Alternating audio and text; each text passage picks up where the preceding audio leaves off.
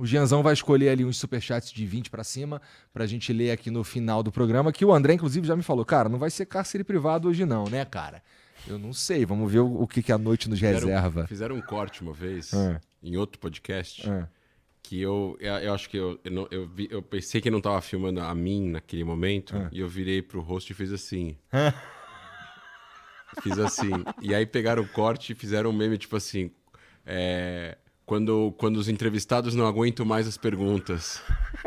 Justamente essa parte. E aí é sacanagem, né? Te pegaram ali no pulo do gato. Mas de qualquer maneira.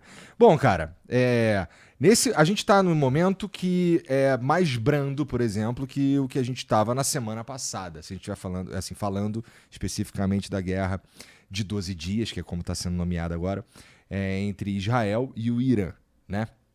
Bom, esse cessar-fogo que o Trump pelo menos gosta de dizer que foi negociado por ele e tudo mais, bom, para todo mundo que está vivo nesse momento aí é um alívio de real para valer, porque assim, a gente sabe que guerras, elas, mesmo a gente estando aqui do outro lado do mundo, elas podem fazer com que muitas coisas aqui comecem a ir pior. Sim. Não é verdade? Mas vamos lá. Primeiro de tudo, cara, tu acredita de fato que esse cessar-fogo vai ter uma longevidade? Acho, mas vai depender... De novo, eu quero achar. Vou responder dessa forma. Né? O Oriente Médio é um tabuleiro muito instável. Né? Então, a gente tem que partir do princípio que todas as peças que nós vemos hoje vão continuar no mesmo lugar e a gente tem que ter uma previsibilidade do que vai acontecer, do que pode acontecer e do que vai dar para evitar que aconteça para que a gente consiga afirmar que o cessar-fogo vai durar. No passado, isso se provou de errado no Oriente Médio. Né? A gente pode voltar para a história e ver que guerras terminaram com cessar-fogo, teve outras guerras, depois outra guerra, depois outra guerra, depois outra guerra, porque alguém foi e violou o cessar-fogo. O que eu acho que o mundo...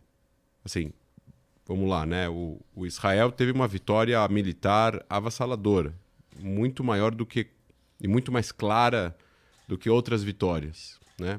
Com pouquíssimas baixas, nenhuma baixa militar praticamente, 2 drones de Israel derrubados no Irã e acabou, né? 5% dos mísseis balísticos que o Irã lançou, foram 540 mísseis balísticos, 30 caíram em Israel, mataram pessoas, mataram 3 dezenas de pessoas, 30 pessoas, acho que morreram, 32, mas isso é muito pouco. Graças a Deus. Graças a Deus. Isso é um número muito baixo de baixas. Pra você ter uma ideia, a Guerra dos 6 Dias matou 1.000 soldados israelenses. 1.000. Então, é uma guerra realmente que teve poucas baixas em Israel. Porque Israel tem um sistema de defesa aérea, tem um sistema de defesa de alarmes, a população está muito treinada. O Irã tem poucos elementos militares para atingir densamente dentro de Israel. As pessoas ficaram nos bunkers, fecharam todas as escolas, universidades, trabalhos, então realmente é mais difícil de atingir. Isso que eu ia te perguntar mesmo, assim, como é que estava sendo a vida ali em Israel no momento que estava rolando, semana passada? Então, só para terminar esse primeiro ponto, e aí eu falo sobre isso. E aí, então, eu acho que a partir desse momento, você tem um cessar-fogo, tem que ter...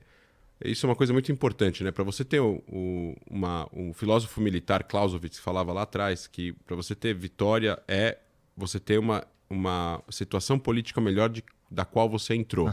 Então você tem uma vitória militar aqui, clara. O programa nuclear foi destruído. Ele voltou anos atrás. Eles tiveram perdas significativas, se não totais, em 3 grandes usinas. Fordo foi destruído. Saiu hoje já no jornal o chefe do Serviço Secreto de Israel, o Dadi Barnea, falou que foi realmente foi uma destruição total. E o Trump falou que agentes israelenses foram até Fordo depois do ataque americano e viram que está destruído. E que provavelmente o urânio enriquecido que o Irã tinha enriquecido até então ficou enterrado lá embaixo. Então, realmente, para eles reformarem tudo isso, é muito tempo, é muito recurso e vai dar para ver. E se eles fizerem isso e vai dar para ver... o mundo não vai ficar esperando eles chegarem no ponto que eles chegaram agora. Então vai ser muito complicado para eles tomarem essa decisão política, porque se foi feito tudo o que foi feito com eles nesse nível, a verificação no pós vai ser mais forte e a punição para eles, se eles continuarem nesse caminho, vai vir antes. Né? Entendo. Então, isso faz com que... Mas a vitória, ela não pode ser apenas essa. Para você ter uma vitória política aqui, tem que ter, na minha opinião, né?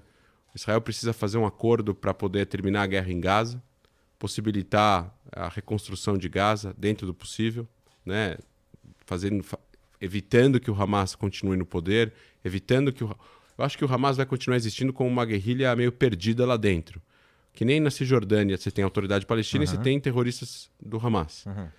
Mas o governo, quem vai realmente fazer saneamento básico, escolas e tal, não vai ser o Hamas mais. Até porque o Hamas doutrina as crianças. Então, para você ter uma futura geração não doutrinada ao terrorismo, melhor colocar um outro poder para fazer isso.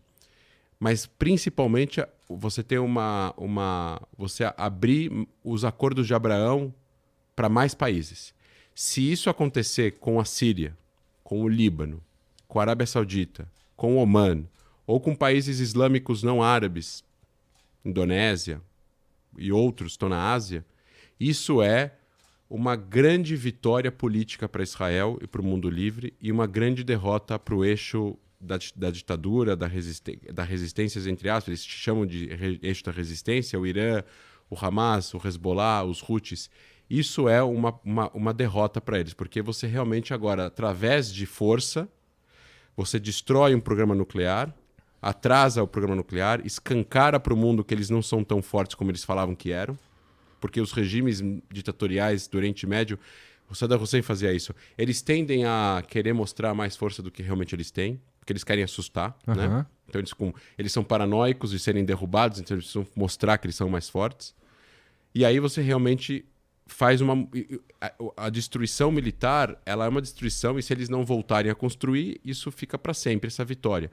Mas se você tem uma mudança política, essa mudança política ela é mais duradoura. Então você tem uma relação agora dos países árabes, novos países árabes entrando agora, novos países islâmicos entrando no Acordo de Abraão, isso é uma vitória para Israel e para os países moderados, e é uma derrota para o Irã, que, aliás, é inimigo desses países. Né? A Arábia Saudita não é muito fã dos iranianos e do regime, e por aí vai. Então, isso é... A pergunta agora é como vai ser feita essa verificação, porque o acordo de cessar-fogo não tem um documento. Não é que nem no Líbano, no ano passado, que teve um acordo, mas esse acordo está chancelado pelos Estados Unidos, pela França e pelo exército libanês e pela ONU, aonde tem uma série de parágrafos lá dizendo o Hezbollah não pode descer do rio Litani, não pode transferir armas, tem que ter o exército de Israel vai ocupar 5 pontos do Líbano até transferir para o exército libanês, o exército libanês vai ter que desarmar as milícias, começando pelas palestinas, terminando pelo Hezbollah, está tudo escrito, e dá também a prerrogativa para Israel agir em legítima defesa e em ataques preventivos, caso ele entenda que há violação do Hezbollah, claro, conversando com os Estados Unidos, a França, que no primeiro acordo de 2006 não tinha, quando encerrou a guerra em 2006. Então, se fosse... E a diferença disso para o Irã é que é diferente. O Hezbollah não é dono do país, o Líbano é um país soberano, então aqui a gente está falando do regime iraniano, aqui a gente está falando de um grupo terrorista que controlava parte do Líbano, então é diferente. É mais difícil você fazer isso no Irã do que você pode fazer no Líbano, e o acordo não está escrito, mas provavelmente no back channel agora com o Irã, eles estão falando mais ou menos isso. Vocês não vão voltar a enriquecer urânio, vocês não vão voltar a fazer esse programa de mísseis balísticos, senão vai voltar a acontecer um ataque. Aí sim, um ataque que pode derrubar o regime. Então, se vocês querem manter o regime precisa cancelar esses dois projetos. Eu acho que é mais ou menos isso que eles devem estar falando para os iranianos. E aí o Irã tem que tentar falar sim para eles e, ao mesmo tempo, manter uma moral. Muito complicado, até porque, assim, dentro pelo menos as informações que chegaram até mim, o regime iraniano lá, o jeito que está acontecendo, assim, o modelo político lá, ele não é exatamente apoiado de forma unânime pela... Tem uma galera que quer que volte lá quem estava antes, né? Antes da... Não quer que volte o filho, hoje é o filho do Reza Isso, Pahlavi, que também é Pahlavi. Ele já obviamente ele que se considera o príncipe herdeiro, como uma liderança de representatividade do então Império Persa e tudo mais. Ele diz nas mensagens dele que ele quer unificar e fazer uma democracia, ou seja, ele vai ser rei que nem a Inglaterra, é um rei que não tem poder nenhum. Ele está no exílio há muito tempo. Tem muita gente, principalmente a diáspora iraniana, que são milhões de pessoas fora do Irã, que fugiram por causa da Revolução, são a favor, obviamente, do regime cair e de existir lá uma democracia. E, eventualmente, uma figura que poderia unificar isso seria ele, mas também pode ser outra pessoa dentro do Irã. Você tem muitas figuras iranianas que estão fora do Irã, que são intelectuais e que são pessoas anti-regime que poderiam fazer isso.